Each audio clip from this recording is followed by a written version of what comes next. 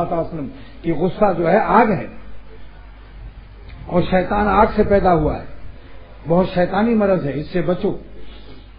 लिहाजा इसका इलाज क्या है? ठंडा पानी पी लो और जिस पर गुस्सा है वहां से हट जाओ और किसी हलीम तवा के पास बैठ जाओ, वरना बिस्मिल्लाहिर रहमानिर रहीम 7 मरतबा पढ़ के पानी में दम करके पी लो और खड़े हो तो बैठ जाओ।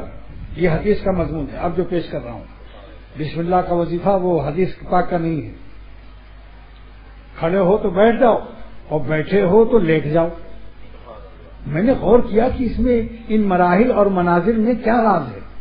सुन्नते पैगंबर में राज होता है, बिना राज के ये उठा बैठाओ और उठक बैठक और ले खड़े होकर बैठाला, बैठाले से लेटाला, इसमें क्या राज है? फौरन दिल में आ गया कि खड़ा जब था तो बैठाल दिया ताकि इंतकाम लेने में